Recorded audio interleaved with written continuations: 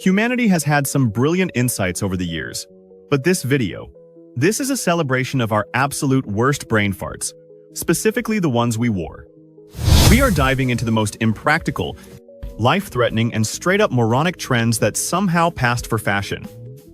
We are talking about face paint that melted your skin and hairdos that were basically kindling waiting for a spark. Get ready for a highlight reel of historical choices that make zero sense. Number 1. Let's hit the seaside circa 1910. You feel like a dip, so you throw on your best swimwear, which back then meant a full-body, wool suit. Imagine wrapping yourself in a heavy, scratchy winter blanket on a scorching July afternoon. That is your starting point. But the real nightmare kicks in the second you hit the surf. That modesty suit is basically a sponge soaking up gallons of ocean water. Smash that like button, hit subscribe, and tell us your city in the comments. Suddenly, your outfit transforms from clothing into a 50-pound anchor. It sags, stretches, and actively tries to drag you to the bottom of the sea. Escaping the waves became a wrestling match against physics, as your swimsuit, now tripled in size, tried to slide off your body and tangle around your ankles. It was less of a bathing suit and more of a fuzzy assassination attempt, designed by someone who despised joy. Number 2. Flashback to the 1770s. French high society decided that hair shouldn't just be groomed, it should be a construction project. Ladies turned their heads into towering art installations, and to celebrate a big naval win, the trendy move was to stick a literal, fully rigged model boat on top of your skull. This wasn't a cute clip. It was a massive scaffold built on wire stuffed with horsehair and cemented together with a paste made from animal grease. Then they dusted this highly duffernaus, combustible fire hazard with flour. The resulting monstrosities were so colossal that ladies had to sit on the floor of their carriages, because they couldn't fit through the doors. It was the ultimate flex, screaming to the world that your head was basically a national landmark. Number 3. Everyone loves a pearly white smile, right? Well, in the 18th and 19th centuries, getting one was pure nightmare fuel. If you were loaded and then your teeth rotted out, you didn't get veneers. You bought Waterloo teeth. That wasn't just a catchy marketing term. The most expensive, realistic dentures were crafted from genuine human chompers. And the freshest source, dead soldiers. Creepy. Scavengers would stalk the battlefields, pliers in hand, ripping teeth from the mouths of young guys who had just died in combat. These grim trophies were sold to fancy dentists who boiled them, shaped them, and stuck them onto ivory plates for rich folks. So, that charming grin in an old oil painting. Yeah, probably stolen from a corpse in a ditch. Number 4. When a bunch of rich British kids got back from their gap year in Italy in the 1760s, they brought home a love for noodles and a boff look that said, "I have more money than brains." They called themselves macaronis, and their vibe was a sky-high powdered wig, usually topped with a tiny, ridiculous hat. To keep that hair standing up, they used a greasy pomade made from bear or pig fat, which was then plastered with lead powder. This smelly, sticky helmet was basically an all-you-can-eat buffet for bugs. It was shockingly common for these rugs to crawl with lice or even house actual families of mice. It was a bold style choice that doubled as a walking biological weapon. Number 5.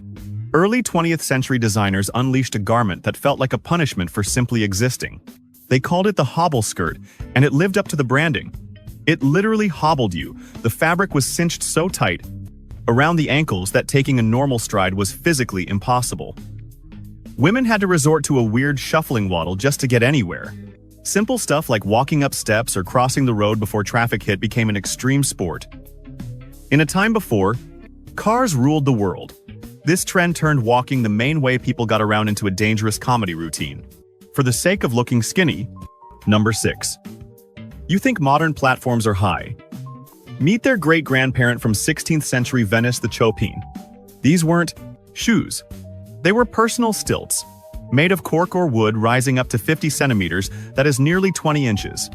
The whole point was to broadcast your net worth. The higher you stood, the richer you were, and the more ridiculously long your gown had to be to cover it.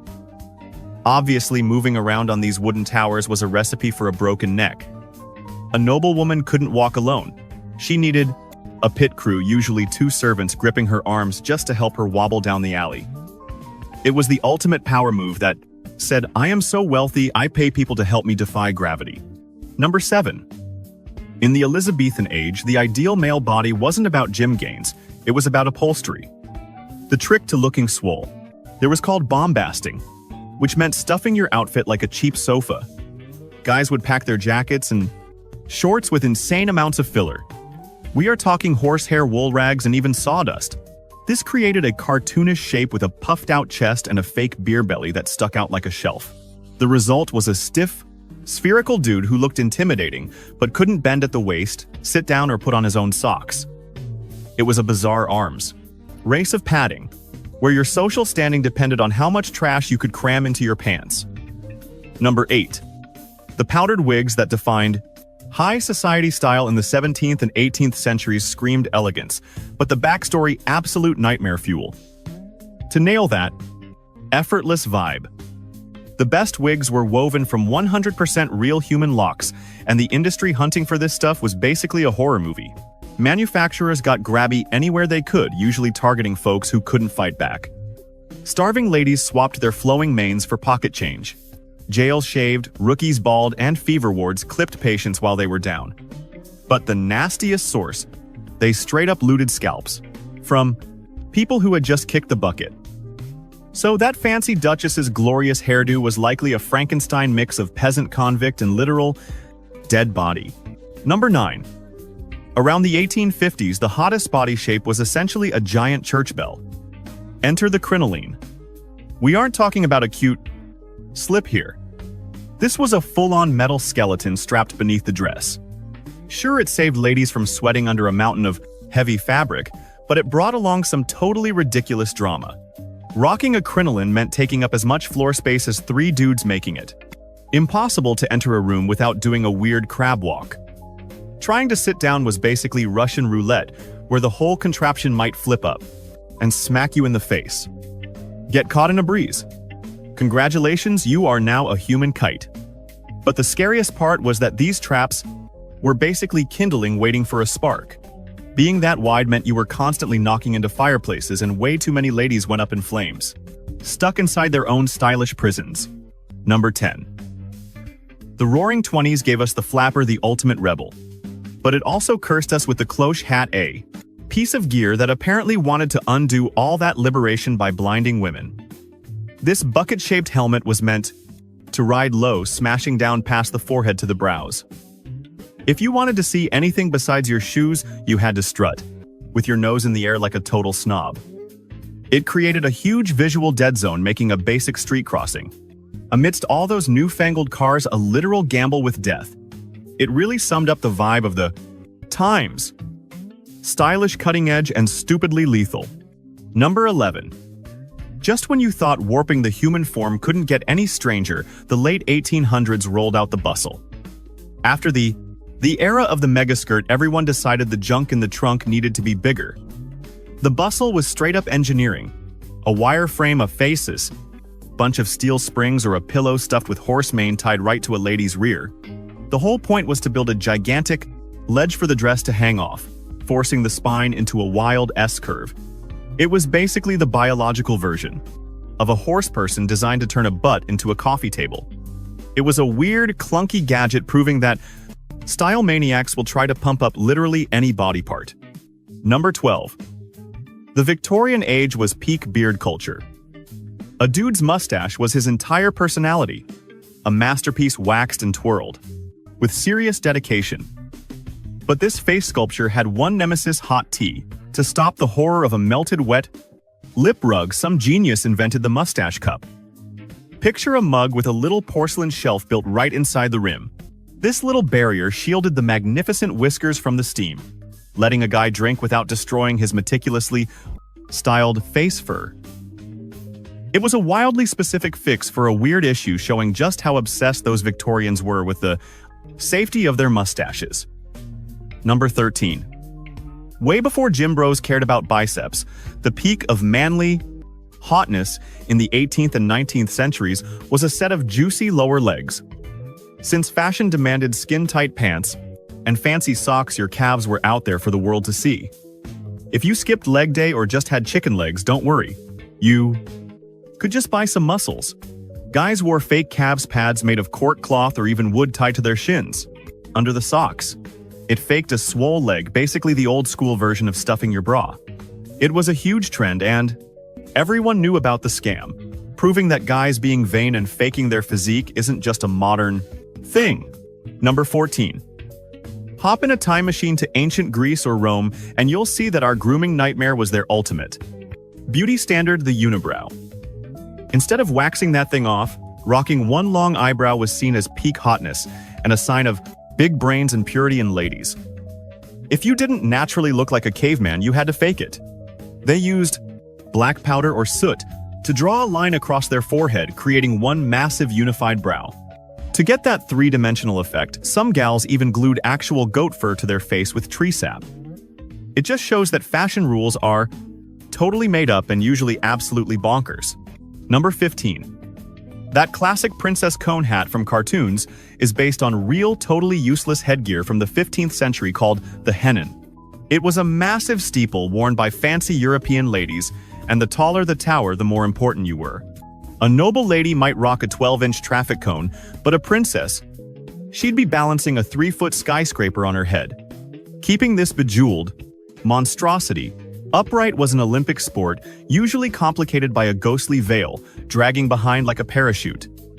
Aside from the very real danger of face planting, these pointy hats made walking around a logistical disaster. Ladies had to do a permanent squat just to clear door frames, looking less like elegant queens and more like they were frantically hunting for a dropped contact lens on the carpet. Number 16. The fontange hairstyle was basically a wardrobe malfunction that spiraled into an architectural crisis. Legend says back in the late 17th century, one of King Louis XIV's girlfriends had a bad hair moment during a hunt and tied it up with a garter. The king thought it was fire, so naturally a massive trend exploded. But since this was the Sun King's court, nobody knew when to stop. That cute ribbon knot mutated into a towering skyscraper of lace ribbons and hair rigged up on a wire frame. It got bigger every single year until stylists basically needed engineering degrees to keep it from toppling. It was a wobbly, highly flammable hazard that got so ridiculously top-heavy the trend literally collapsed under its own massive ego. Number 17. The 1940s and 50s had some looks, but the bullet bra was straight-up hostile. This wasn't underwear. It was ballistics. The bra forced the girls into sharp spiraled cones that turned a human chest into a pair of dangerous warheads. Thanks to Hollywood icons like Jane Russell, the goal was to be aggressive and attention-seeking, and boy did it work. It was so extreme you didn't look like a person, you looked like you were smuggling 2 scoops of frozen dairy under your wool knit. It was a weird time when the peak female aesthetic was apparently inspired by the chrome bumper of a 1957 Chevy. It sums up the era perfectly, part glamour, part poking your eye out.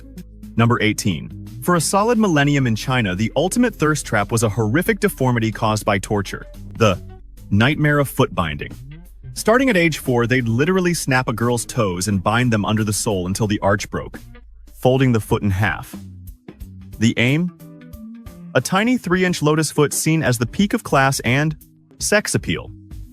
A wife who couldn't walk was the ultimate flex for a guy, proving he was rich enough to keep a human ornament who didn't need to work or move, under her own power. She was a trophy condemned to hobble around in agony forever. It's one of the darkest examples of Avermunger. Fashion as total control. Pure suffering marketed as high-end beauty. Number 19. People have done dumb things to look pale, but smearing your face with Venetian ceruse in the 16th century takes the cake. This was the It product. A thick, goopy paste made of vinegar and white lead. High society ladies like Queen Elizabeth I plastered this toxic sludge all over their face, neck, and chest to get that "I'm too rich to go outside" ghost look.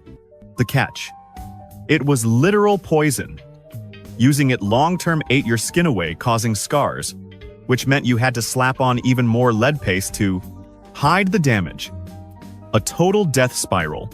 It also made your hair fall out, rotted your teeth, and gave you lead poisoning paralysis. These women were quite literally dying to look good, slowly killing themselves for a selfie-ready complexion. Number 20. Once you nailed that, corpse-like pallor with your lead makeup. The next step for an 18th century diva was to prove just how thin and fragile your skin was. And obviously, the best way to do that was to draw fake blue veins on yourself. To really sell the delicate aristocrat vibe, women would grab a blue pencil and doodle a roadmap of veins on their cleavage and neck. It was the ultimate humble brag. My blood is so blue and my skin so clear I'm basically glass. It was a weird, vampire-adjacent flex.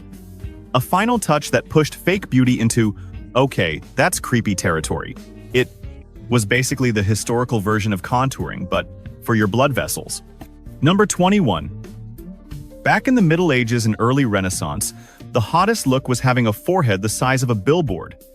A giant shiny dome was a sign of big brains and noble blood. To get this look, women went full DIY surgery.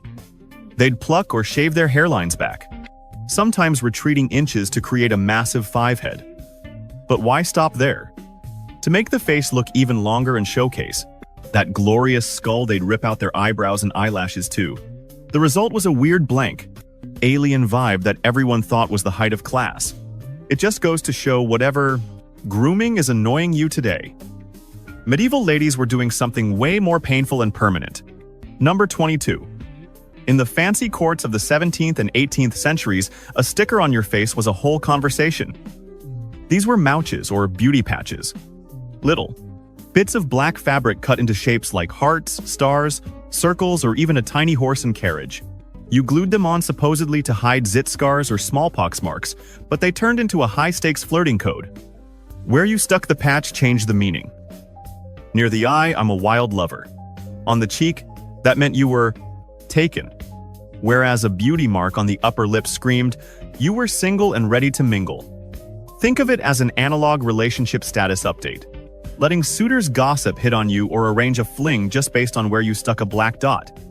It transformed the face into a live-action dating profile. Number 23. For ages, the West has been obsessed with pearly whites. But in old-school Japan, they said, hold my beer, and did the exact reverse.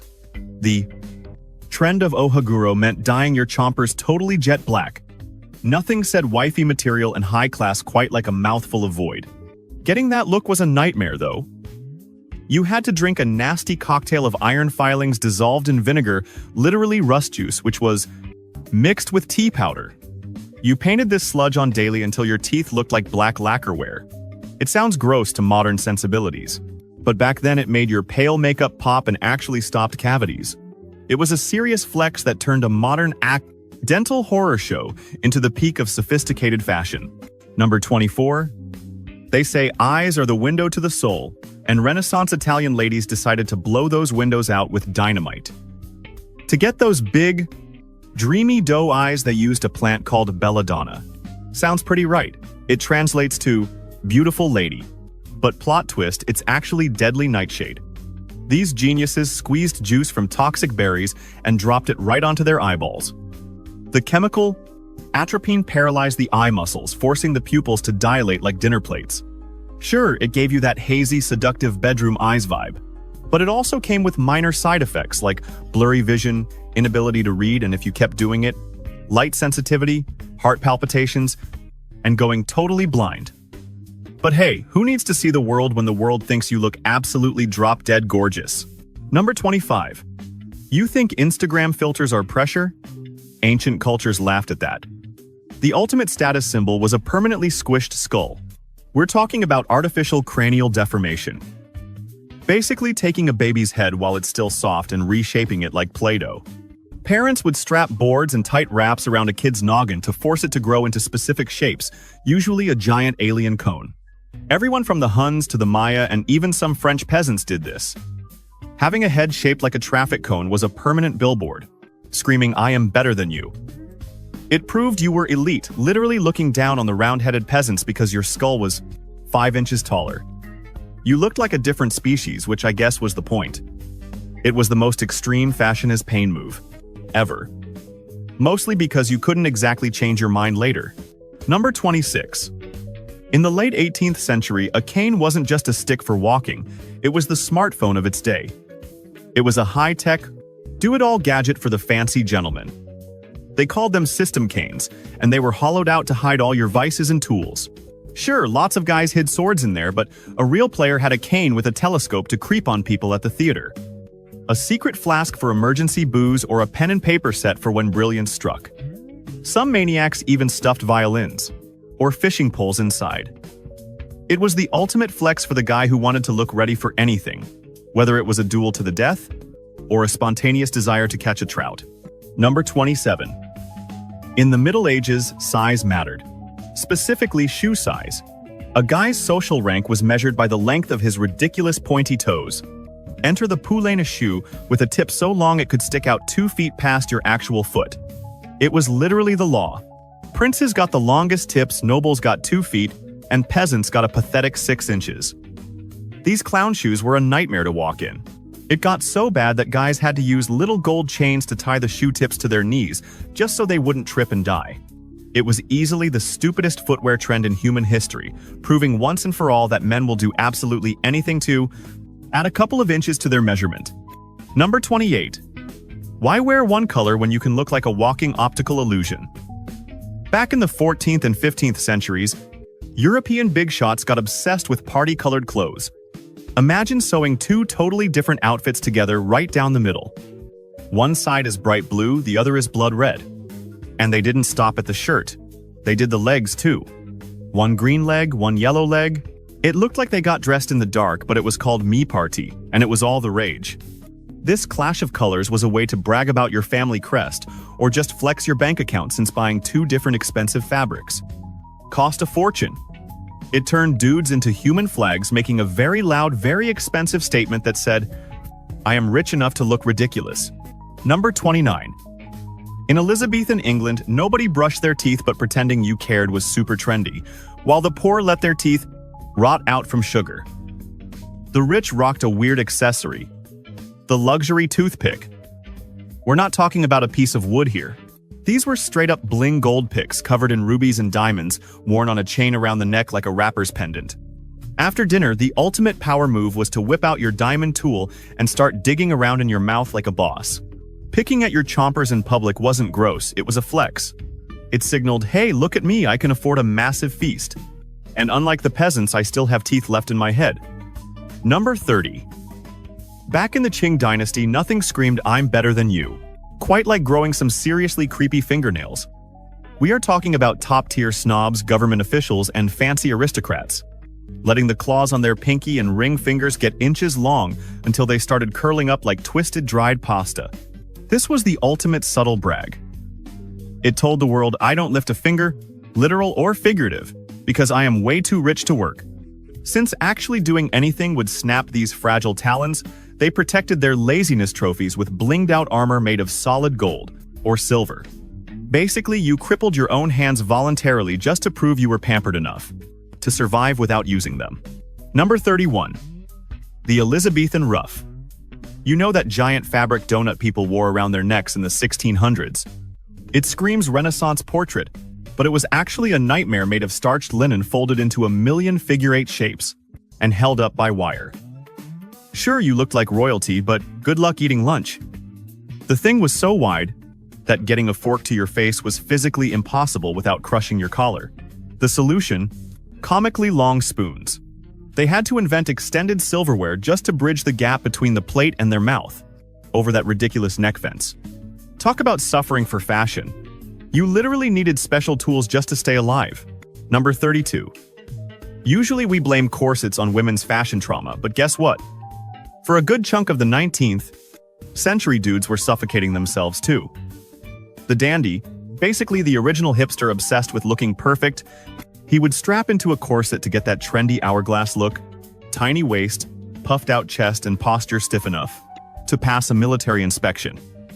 They claimed it helped their coats fit better or gave back support. But let's be real, it was pure vanity. The newspapers loved roasting these guys, drawing cartoons of men passing out, or getting their servants to winch them in tight. It just goes to show that enduring pain to look hot isn't just a lady problem. Guys make stupid choices too. Number 33. Modern mascara can survive a breakup or a triathlon, but back in the early 1900s, The first store-bought stuff was basically a disaster in a tube. The formula wasn't science, it was sludge. Just a mix of Vaseline and coal dust. Yeah, it made your lashes black, but it had one major design flaw. It melted if you even thought about water. Cry once, step outside on a humid day, or get caught in a drizzle, and your face was ruined. We aren't talking a little smudge. We are talking black sludge running down your cheeks, like an oil spill. You went from movie star to emotionally unstable raccoon in 3 seconds flat. It was the only makeup that guaranteed everyone around you would know exactly when you were having a bad day. That is just the tip of the bad idea iceberg. We have covered 33 trends, but humanity has made thousands of mistakes. There is definitely a dumb trend we missed. What is the absolute worst fashion crime that we need to talk about? Roast our history knowledge in the comments. And hey, smash that like and subscribe button to help us dig up more of our ancestors' questionable life choices. Thanks for watching.